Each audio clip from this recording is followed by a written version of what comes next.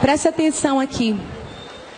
Neste momento, enquanto eles ministram ao nosso coração, todos nós vamos ter a oportunidade de ministrar ao coração do Senhor. A palavra diz: honra ao Senhor com as primícias dos seus bens, e os seus celeiros se encherão fartamente. A palavra diz assim, que aquele que dá pão ao que semeia, aumente ainda mais a sua sementeira. O Senhor te dá o pão, o Senhor te dá o alimento. Diga: o Senhor é a minha fonte. Mas sabe para quem Ele dá? Para quem Ele sabe que vai semear. Quanto mais você dá, mais Deus te dá. Assim disse Jesus: dai e ser-vos-á dado. Boa medida, recalcada, sacudida, transbordante, generosamente se vos dará.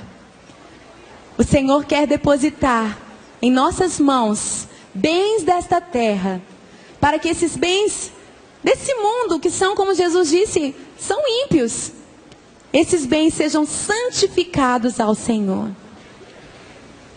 Quando nós dizimamos, o ideal é você dizimar na sua igreja local, onde você é alimentado constantemente, para que ali haja mantimento, haja provisão na casa de Deus.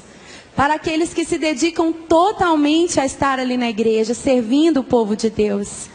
Quando nós dizimamos, nós não tiramos o que sobrou.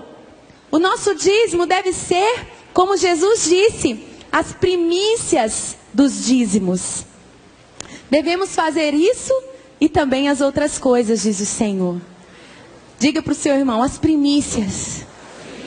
Como diz lá em Gênesis capítulo 1, primeiro Deus, no princípio Deus. Diga para o seu irmão: no princípio Deus. Sabe, quando você tira esses primeiros 10%, muitas vezes, se você ganha uma quantidade que é assim, um desafio de fé, dizimar, você fica tentado a não tirar o dízimo. Mas obedeça a palavra, porque se você tirar primeiro a parte que Deus te pede, você estará santificando todo o resto. E não apenas o dinheiro, mas toda a sua vida é santificada. Sabe por quê? O seu dinheiro é o resultado do seu trabalho, do suor do seu rosto. O seu dinheiro é o resultado da sua vida. Com o que você gasta suas forças, sua energia, sua criatividade, o seu tempo. Quando você tira a primeira parte, os dízimos do Senhor, você está consagrando ao Senhor toda a sua vida. Nós não damos esperando receber de volta. Mas eu quero te garantir uma coisa: ninguém pode dar mais do que Deus. Diga aí para o seu irmão: ninguém pode dar mais do que Deus. Se você der os seus 10%, você pode ter certeza. Sua motivação é obedecer, é agradar ao Senhor, é se santificar, santificar tudo o que você tem, o que você é. Mas o Senhor é tão maravilhoso que Ele com certeza vai suprir, como diz a palavra, o nosso Deus, segundo as suas riquezas em glória, há de suprir cada uma das nossas necessidades em Cristo Jesus. E as ofertas?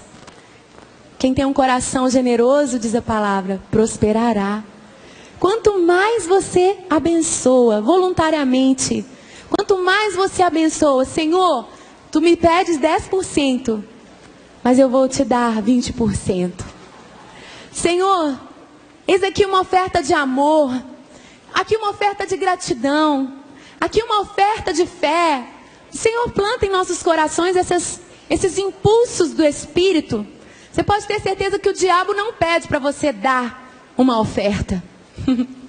Pode ter certeza que o diabo não pede para você dar um carro, uma joia, uma casa. O plano de Satanás é o egoísmo, é reter, é segurar só para você. Então, se o Espírito Santo começa a dizer para você, além do dízimo, oferte isso, dê isso, eu quero te garantir com experiência própria: ninguém dá mais do que Deus. Ele vai te superar. Ele vai te superar. Ele te supera sempre. com bênçãos sem medida, que não tem como medir. Ah, quer dizer que se eu der um carro eu vou ganhar 100 vezes mais, 100 carros, uma frota de carros? Olha, eu não sei como Deus vai retribuir, mas diz que nem um copo de água fica sem um galardão. Toda semente que nós entregamos, nós abrimos mão dela, ela gera fruto. Pode ser Deus te surpreender com a salvação de alguém que você ama tanto, o livramento, a saúde, eu não sei. Lá nos Estados Unidos, estão passando uma recessão tão grande, e em conversa com alguns ministros, eles me disseram que chegaram à conclusão de que tudo que eles guardaram na poupança, tudo que eles retiveram, planejando uma velhice mais tranquila, não estou dizendo que isso é errado. A Bíblia fala que os ricos desse mundo, Deus tem dado riquezas desse mundo aos ricos, eles devem ser bons mordomos dessas riquezas, né? Deus não condena os ricos desse mundo. Muitos ricos sustentavam Jesus, o seu ministério, as mulheres ricas sustentavam a Jesus com o seu ministério. Mas às vezes nós depositamos a nossa confiança nas riquezas e deixamos de obedecer aos impulsos do Espírito em ofertar. E esses ministros disseram que quando a crise veio aos Estados Unidos, tudo que eles tinham guardado foi embora. E eles falaram assim para mim: a conclusão que nós chegamos é que se nós tivéssemos dado, ainda teríamos. Mas porque nós retemos, hoje nós não temos nada. Aquilo que você dá, você nunca perde. Você nunca perde o que você dá. Mas aquilo que você retém, o ladrão pode roubar, a traça pode corroer, a ferrugem pode destruir. Vocês estão entendendo?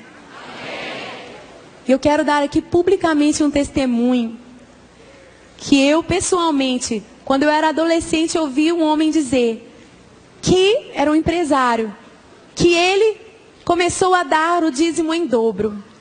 E o Senhor prosperou os seus negócios, ele começou a dar o dízimo 30%, depois 40%, 50%, e ele disse que ele estava vivendo de 90%, ele estava vivendo de 10% e dizimando 90%.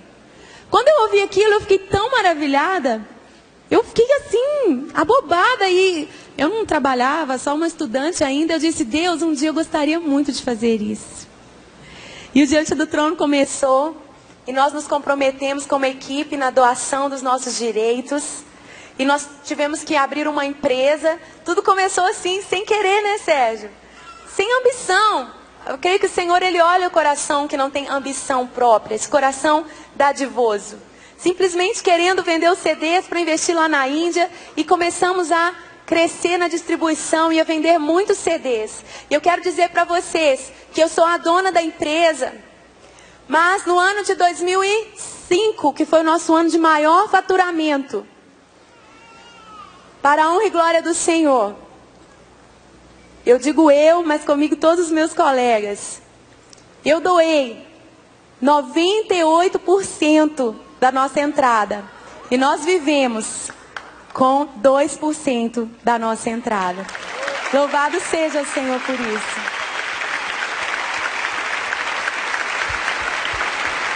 Essas coisas eu nunca falei, mas o Senhor esse ano me disse: começa a falar, porque só o Senhor é Deus, e Mamon tem ocupado o coração de muitas pessoas.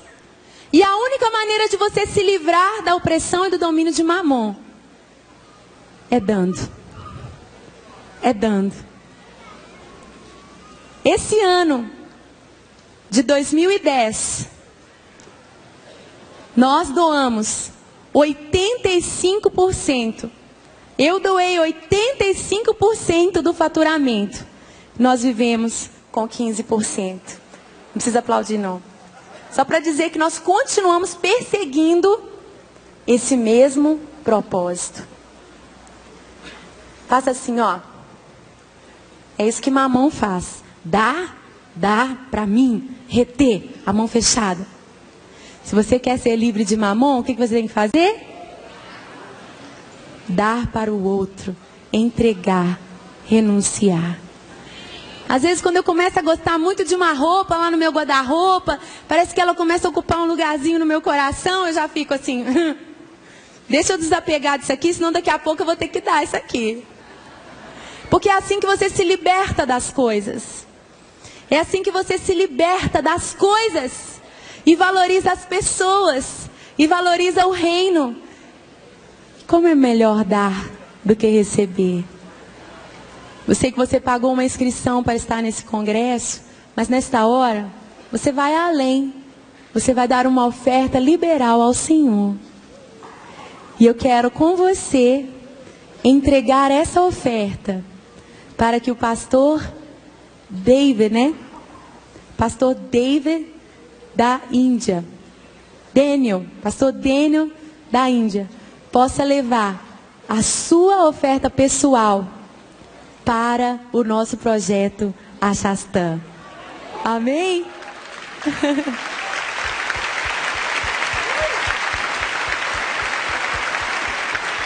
Então dê generosamente. A palavra diz, Deus ama quem dá com alegria. Dá uma olhadinha pro seu irmão, vê se ele está com a carinha alegre. Se for forçado, não pode. O apóstolo Paulo diz, cada um dê segundo o que Deus colocar no seu coração. Pode dar, na certeza de que se é com alegria, na direção do Espírito, isso agradará ao Senhor. E você vai receber infinitamente mais pela bondade do Pai. Amém?